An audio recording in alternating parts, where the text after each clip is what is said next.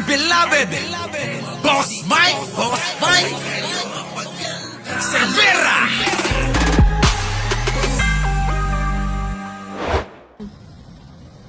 Eto na ho. Nagsalita na po. Ito pong si Buang ba? Buang. Di ba? Ito na, pakinggan mo natin ha. Pakinggan mo natin. Ito na, pakinggan natin. Thank you sa mga nag-alala sa akin. At Anong nag-alala? May nag-alala ba sa kanya? Puta, ito parang mangusin din eh. Tanong ko sa inyo, may nag-alala ba sa inyo para sa kanya? Ako hindi ah. Baka kayo. Oh, baka kayo.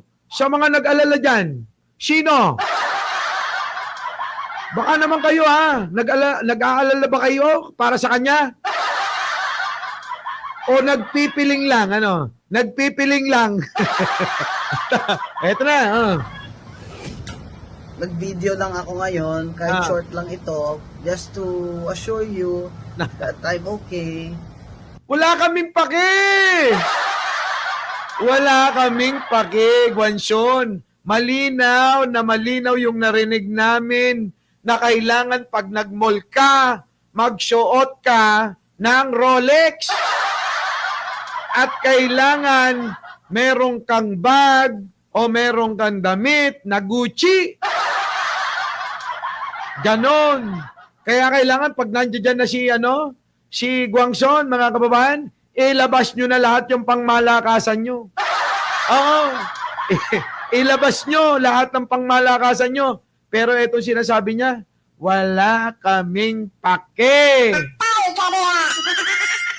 Di ba? Mataas ang blood pressure ko kagabi, pero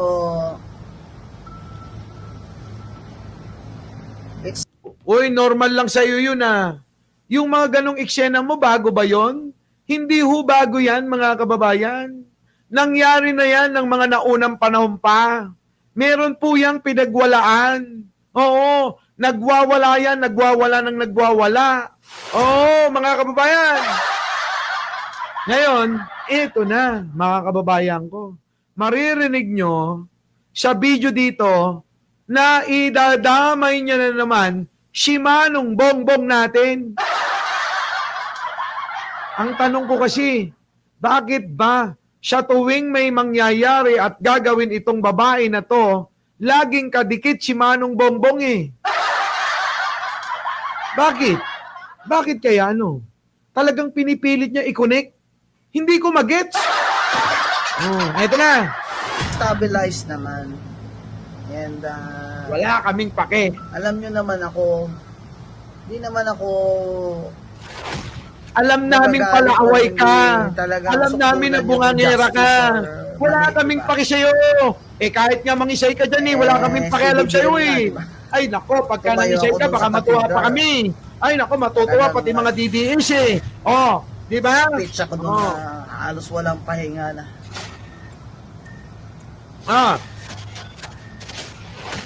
Banat talaga. Banat talaga. Yan, mga kababayan, sige, tuloy.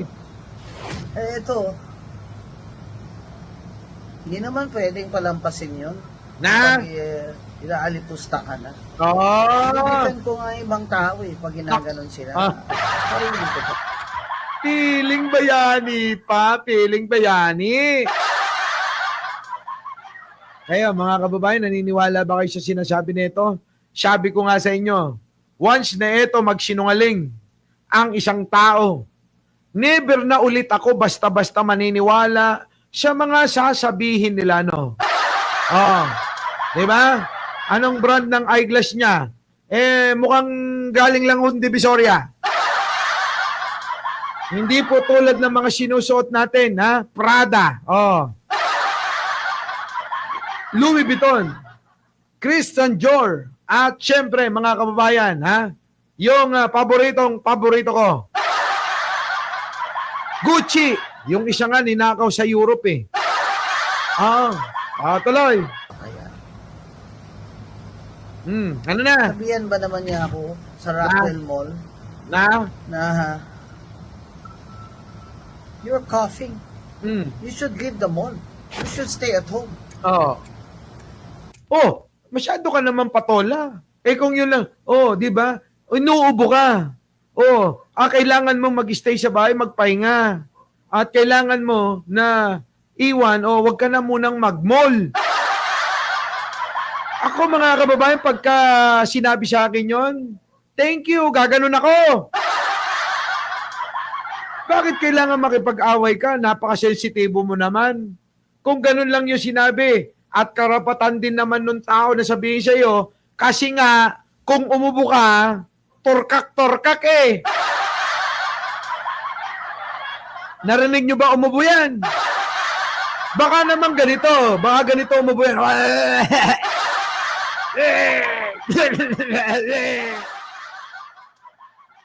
Kung ganun ka umubo, syempre, sino ba naman hindi matatakot sa'yo? Ano? Diba? Diba mga kababayan? Kung ganun siya umubo, syempre, sino hindi matatakot din eh? May mga tao pa rin na meron pa rin masamang epekto sa kanila o phobia sa nangyaring nangyaring COVID-19. Oo, may aftershock pa sila ron. Tama, mali. Di ba? Naku, baka COVID ito, baka influensya ito. Kung umubo ka, baka ganito. Siyempre, sino ba naman ang hindi ka pagsasabihan? Gano'n man lang kasi, di ba, kung uubo ka, takpan mo yung bunganga mo. Kung ikaw ang nauna, hindi mo man lang isinalang-alang yung mga tao na nasa tabi mo. Di ba? Aba, hindi lang naman ikaw yung tao sa mall, ano? Tama, mali. Tama, mali. Tama? Ha? Doon yung nagsimula. Saka ang dami kong kilala doon sa Rockwell Mall. Wala namang nagtatanong. So, ibig mo ba sabihin, naku, nandito na tuloy si Attorney Bueno. May dahak pa kasi nakasama yung ubo. Ayan na nga, di ba? Yun na nga yung sinasabi ko, Attorney Bueno eh. Baka pag umubo ito, di ba? Baka yung sumasabog, yung pumuputok. Nakulang na lang mga kababayan, lumobo yung yung plema niya, no? Di ba may ganon? Yung kulang na lang lumobo yung plema niya. Hindi kaya ganon, mga kababayan ko, hindi kaya ganon. Ewan ko, Attorney Bueno. Siguro kaya nabwisit yun. Biruin nyo yung babae, Attorney Bueno abogado pala yun. At atinista. Atinista! Felipe Tablak, maraming salamat sa iyo. Nako, makakakain na ako. Di ba? Ngayon, mga kababayan ko, eto. Dahil yung pong babae na pinagsasabihan nito, mga kababayan, ay edukada at edukado, hindi na ho pinapansin Di ba? Hindi na ho pinapansin. Tapos ngayon, eto na mga kababayan ko. Anong ginawa nito? Pinagmumura yung mga tao dahil sa pagsita. I could not see the logic in there, sabi nga ni Norman Mangusin Di ba? Ngayon, isipin nyo maigi. Sinita kayo, simple lang. Di ba? Maaari po siya wag na muna kayong lumabas at manatili kayo sa bahay. At wag kayong pupunta sa mga mall kasi maraming tao na maaaring mahawa. Di po ba? Kung umubo ka pa naman kasama yung plema. Baka mamaya yung plema mo tumatalsik na sa pagmumukha nila. Siyempre, sino hindi magagalit nun at hindi sisitahin? Buti nga hindi nagalit eh. Sinita ka lang eh. Oh. Di ba? Tapos ngayon eh, eto na, pa-victim na. Sige, tuloy. Nakapaligid dun ng mga residents doon. Kilala ko yan sila. Wala kaming pakialam kung kilala mo lahat yung mga nandoon. Anong kinalaman nung pagkakakilala mo sa mga taong nakatira dyan, nakapaligid, mga nagmomol, o kung sino-sino, sa ginawa mo? Hindi ko magets. Anong kinalaman nun? Konektado ba yon? Kung kilala mo lahat yung mga tao dyan, ano ngayon? Lisensya ba yon? Para ikaw ay umubo nang hindi magtakip yung bibig mo? Takpan mo naman kasi, irespeto mo yung pong ibang tao. Hindi yung, syempre, kung feeling mo siga ka, DDS ka nga eh. Diba? Basta DDS kasi mga kababayan, yan, tignan nyo na yung kanyang mga inaasal. Ganyan na ho eh. Oh. Kilala ko. Isa pa nga, sinabi pa siya sa akin nung pinuntahan ko siya, I'm sorry sir for the commotion. Sabi nga niya, Miss Gonson, I'm sorry, sir? Anong sir? I'm sorry, sir. Bakit di naman ikaw yung pinagsasabihan? Baka naman yung asawa ng babae, yung kalbo. Buang din to eh. Biruin mo, I'm sorry, sir. Ikaw ba? Sir ka ba o madam? Ibig sabihin, hindi para sa iyo yun. Inangkin mo lang siguro. Pakinggan nga natin. Mali lang tayo ng dinig. Andali. isa pa nga, sinabi pa siya sa akin nung pinuntahan ko siya, I'm sorry sir for the commotion. Sabi kita nyo? I'm sorry sir for the commotion. Sabi daw. Sir? Uy, Guangsun, baka hindi naman pala, hindi sa iyon. Baka naman dun sa kalbo yun. At dun sa mag-asawa, ang pinagsasabihan, hindi ikaw. Inangkin, oo. I'm sorry, sir. Tapos sa'yo, nag-sorry? Di ko mag-gets. Bahala na kayo umunawa. isa pa nga, sinabi pa siya sa akin nung pinuntahan ko siya, I'm sorry sir for the commotion. Sabi nga niya, Kita nyo buang ano? I'm sorry sir. Tapos, yung isa nga sinabi sa akin, I'm sorry sir for the commotion. Bahala ka sa buhay mo. Buang. Miss Guanson. Gumanon pa nga eh. Sir, tapos Miss Guanson? Ano yun? I'm sorry sir, tapos Miss Guanson? Tatanga talaga ng mga DD. Sige na, pagbigyan na natin. Sabi, napahiya talaga ako doon sa ginawa ng taong yun. Mukhang baliktad to. Mukhang binabaliktad niya. Kung meron man napahiya dyan, mga kababayan, ako tingin ko yung mag-asawa. Hindi ho siya. Paano mapapahiya ang isang taong nagmumura? Ang isang taong matapang? Kahit anong gawin nyo dyan, mga kababayan. Sasabihin nyo, tatalaban ng hiyayan? Hindi ako naniniwala na tinatalaban ng hiya. Dahil nakita ko yung video, mga kababayan, yung mag-asawa ang napahiya. Eto, sugod ng sugod. At sinabi pa niya, hindi ka nga naka-Rolex? Hindi ka nga naka-Gucci? Diba, mga kababayan ko? Sige nga, tuloy. Oo, iba kami. Galit sa inchik yun. Si Chris Ulo, galit sa inchik yun. Tuloy. Sabihan ka ba naman? Don't you have money to buy it?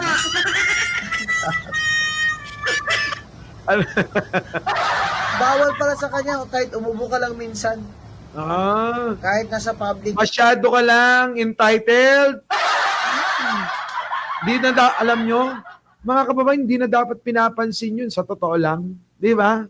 Kayo, papansinin nyo ba yun kapag ka sinabi? Di ba, iisnabin lang natin, bala ka sa buhay mo.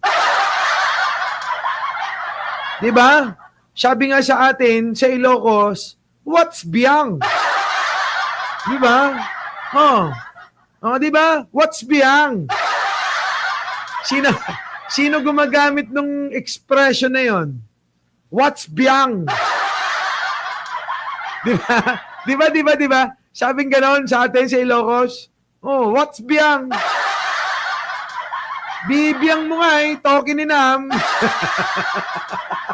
Di ba? Sa atin yun, bibiyang mo nga token ni Nam, bibiyang mo. Oh, Reyno. Agsarwa aktidara ditoy. Awan bibiyang mo. sabi ni Maring Linda, what's biyang in Tagalog? Wapakels. Grabe. Ibang klase to sige tuloy. Rockwell Mall ka. Ano yung mga tao doon? They're very courteous, ha? They say hello to each other. Kumukuha ka lang ng simpatya doon. Ako, naniniwala ko, tanga na lang kakampi rito. Wala nang kumakampi rito ngayon, kayo mga DDS, tanungin ko kayo. Balita ko raw, Filipino-Chinese. Yung mga pinagmumura nito.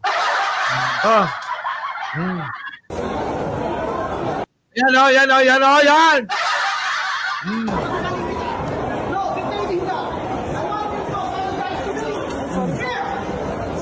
I want you to apologize to me here.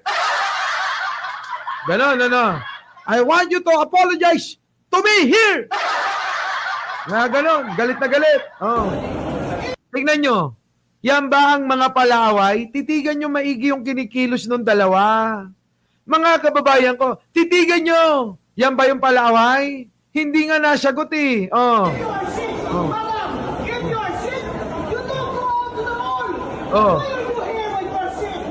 Panoorin kung paano Kita nyo? Why you are here when you are sick? Sabing ganun. Di ba? Kita nyo mga kababayan ko, talagang galit na galit Ayaw ho nang tinatama tong mga Nako. Basta DDS, palaaway. Ganyan ho. DDS mood Di ba? DDS mood. wala ang isang very entitled, napakayabang at akala mong edukado na si DDS Rowen Aguanzon Ayan, mga kababayan ko. sa isang mall sa Makati. So ang tanong ng mga netizen, bakit siya nagwawala at nag-aasal adik? Oo nga, bakit nagwawala ka at nag-aasal adik? Ha?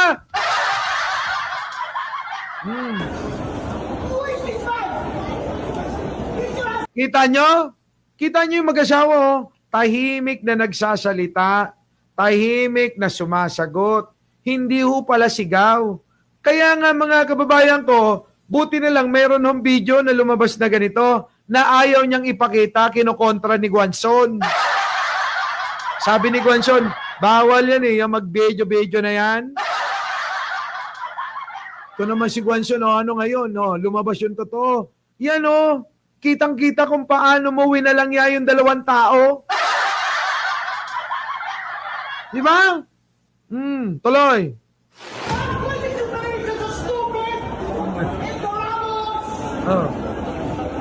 So we dig into netizens' comments. Ang reason, matatawa o maiinis ka. Ayon sa mga nandun sa eksena, umuubo daw ng malakas si Buangzon. At yung mag-asawa o couple sa video ay biglang nagtakip ng bibig. At Kita nyo? Umubo ka ba naman ng torkak yung lumalabas Sino ba naman ang hindi magtatakip ng bibig? Pag ako yan, tatakpan ko yung buong mukha mo Bakit ako? Hindi ako magtatakip ng bibig. Ako mismo magtatakip sa buong mukha mo. Diba? at nagsuot ng mask. Mm. Siyempre, ang entitled nating Buangzon na feeling mighty and high, as in high sa kung ano man yan, nagalit at akala siguro niya nandidiri sa kanya ang mag-asawa. Oo. Asyumera nga ang shibuling gaga at sobrang offended nga daw ang Lola Buangzon nang may sinabi sa kanya ang lalaki sa video. Well, ito yung claim ng isang eyewitness daw, kaya nagwala ang ating gaga. Oh, sabi PI mo. PI mo, nagmumuraw eh. Inang-ina. Hindi ka nga naka-Rolex. Hindi ka nga naka-Gucci. Kaya mga kababayan ko, putang na, pag nasa lubong nyo si Guanzon, ilabas nyo na lahat yung pangmalakasan nyo. Yung mga bag ninyo na Gucci, Prada, Hermes, ilabas nyo na. Yung mga alahas ninyo. Pag ano nyo, ganyan, ganun nyo sa kanya, yan, ganyan. Grabe na, mga kababayan ko, no? Alam nyo, marami kasing mga tao, simple lang. Hindi po showy sa kanilang kayamanan. Ano po? Hindi po masyadong showy sa kanilang kayamanan. Diba? Parang ako lang. Ang aking bracelet, merong kulay itim. Na ganito lang, ganyan lang. Ang aking relo, pag tinignan nyo, parang ordinaryo lang, ganon. Diba? Ganon, diba? Nakasuot ako ng, ano ba to? Kulay silver na quintas. Na 150 grams, ganon. Hindi obvious. Ganyan lang, simpleng-simple. Hindi yung tulad ng iba, mga kababayan eh. Yung buong kayamanan, dala-dala sa katawan eh. Tama? Daming ganon. Yung bang buong kayamanan, makikita mo na sa katawan, mga kababayan eh. Di ba? Di ba? Ganon yata ang gusto ni ni Guangzon. Bangklase. Bangklase yan.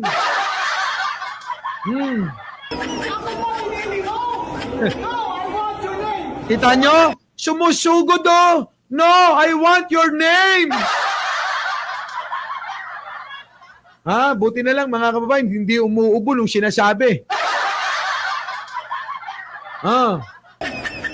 I mean, blame it on the last pandemic. Di ba naging habit na ng karamihan ang magtakip o magmask when someone nearby is coughing? Kaya eto nga si Buangzon na nagwala at lumabas ang tunay niyang kulay. Totoo yan mga kababayan ko. Sa totoo lang, sa'yo. Wala, mga sa akin, kalahati lang,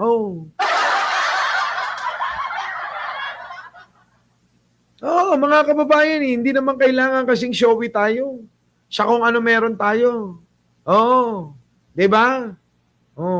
Kaya nga mga kababayan pag si Norman Mangushin, tutulo laway niya kapag pinakita ko yung bolt ko dun sa sa isang condominium Pag nakita niya yung bolt ko dun, mga kababayan, pagpasok mong ganon, bolt na agad yun. Ang bolt ko, singlaki ng malaking kwarto. Diba? Tapos doon, nakapila lahat yung mga dokumento. Yan, dito, property sa Luzon. Saan sa Luzon? NCR, Bulacan, Pampanga, Pangasinan, Tarlac, Bataan, Olongapo. Naka-organize. Organize yan. Para kapag naganap ako ng property, halimbawa, sa may Olongapo, nakalagay doon Olongapo, doon lang ako hahanap. Hindi yung hahanap ka ng mga Diba? Yan, Tagaytay. Diba? Valenzuela, Caloocan, Quezon City, ganon. Nahanapin mo, madali lang maghanap. Di ba?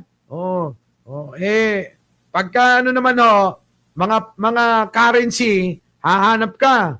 Ang ano kadalasan kasi USD lang eh. Euro, oo, yen, yuan, USD, US dollar. Kukuha ka na lang ng gano'n, no? Di ba? Hindi ka na mahirapang maghalungkat. Di ba? Kapag ka mga alahas mo, nakalagay dyan, platinum, gold, or white gold, diamond, gano'n. Hindi ako organize nga eh. Di ba? Yung mga bundle-bundle na pera. Di ba? Nakasalansal lang yan.